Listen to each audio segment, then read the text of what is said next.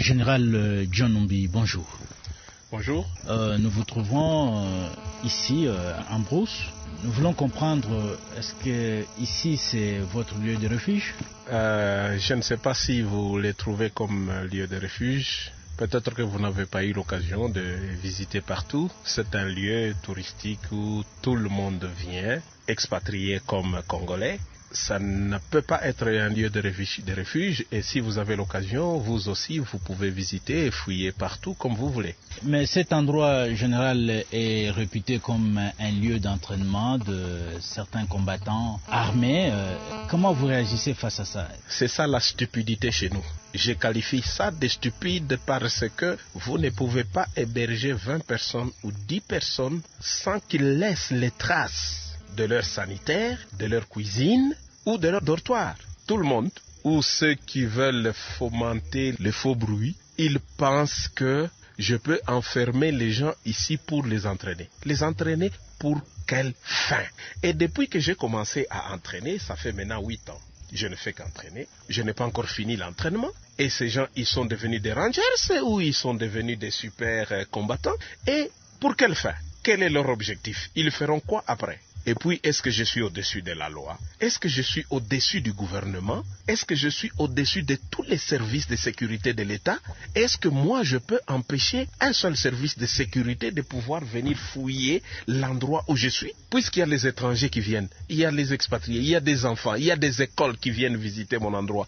Pourquoi les services de sécurité ne peuvent pas venir fouiller et trouver ces gens-là? Mais mon général, monsieur, vous dites les services de sécurité, mais votre nom est cité parmi les gens qui sont impliqués dans les récents événements de Kinshasa, Lubumbashi et Kindu, où vous êtes cité nommément comme étant la personne qui a collaboré avec le révérend pasteur Mukungubila. Je l'ai appris comme vous. Mais écoutez-moi bien, monsieur. D'abord, monsieur Mukungubila, l'unique fois que je l'ai vu, c'est la télévision en tant que candidat président de la République.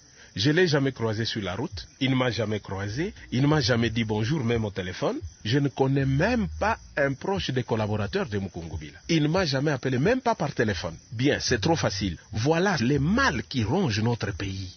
Les mensonges. Au lieu que les gens travaillent, Mukungubila, il a dit officiellement sur la télévision, il a reconnu que c'est lui. Il n'a pas dit à la télévision que mon collaborateur direct, c'est John Numbi. Peut-être vous avez des affinités, mon général. Je ne sais pas, mais je pense que vous êtes des professionnels et les services de l'État, il n'y a pas un seul service qui ne peut pas définir les liens qui me lient avec Mukungubila. Il n'y a pas un seul petit lien. Je ne connais même pas sa famille. Il ne connaît pas ma famille. Je ne connais pas ses enfants. Il ne connaît pas les miens. Et pourquoi votre nom apparaît? Bien, c'est là où vous pouvez fouiller. C'est parce que nous avons développé une culture de mensonges dans notre pays. J'ai même suivi des journalistes qui posaient des questions à notre ministre de l'Information qu'il fallait désarmer John Numbi. Écoutez, je suis en suspension, cela fait 3 ans. C'est par discipline. Lorsque le Conseil supérieur de la défense prend une décision, je dois me plier en tant que général et je salue la décision. L'unique chose que j'ai fait, c'est de me retrancher et rester calme. Ne rien dire. On veut désarmer mes hommes. Quels hommes? Ils sont où, mes hommes qu'on veut désarmer? Est-ce que vous avez une compagnie, un bataillon? Même si j'ai une brigade, est-ce que vous pensez seulement que dans un pays, il est justifié qu'un officier en suspension puisse avoir une brigade ou un bataillon ou même un peloton? Et puis, quelle est ma supériorité par rapport aux institutions, par rapport à l'organisation de l'armée, par rapport à l'organisation de la police pour que je puisse détenir plus de 30-40 hommes? Chez moi, à la résidence, ici à Lubumbashi, je n'ai qu'un seul garde-corps. Un seul. Et moi-même, dans cette ville, personne ne m'a vu avec une escorte. Personne ne m'a vu avec un garde-corps dans le véhicule en train de me promener. Alors, de quoi vous parlez? Oui, général, certaines bouches parlent du fait que le président de la République a nommé le général Bisengimana à votre place. C'est pourquoi vous êtes mécontent et que vous vous êtes lancé dans cette optique de soulèvement armé. Que dites-vous à ce propos? Attendez, il y a d'abord 2 choses différentes. Il y a d'abord être mécontent et se lancer dans cette activité subversive. Écoutez, moi je ne suis pas l'ami du président de la République. Il ne peut pas être mon ami, il est le commandant suprême.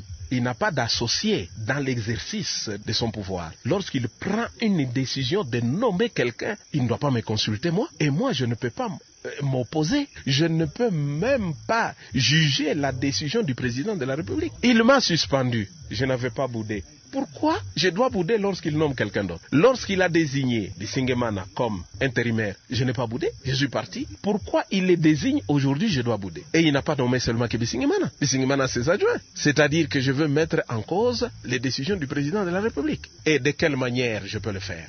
Si vous dites que c'est par la révolte, mais qui s'est révolté? Ce n'est pas mon garde-corps, ce n'est pas mon chauffeur. Ceux qui se sont révoltés, si vous le dites entre guillemets, ce sont les hommes de Mukungubila. Et les hommes de Mukungubila sont tous des civils. Il n'y a pas un seul policier, il n'y a pas un seul militaire, de FRDC ni de la PNC. Et vous, vous êtes général? Et moi, je suis général interne. Général John Numbi, je vous remercie. Merci beaucoup.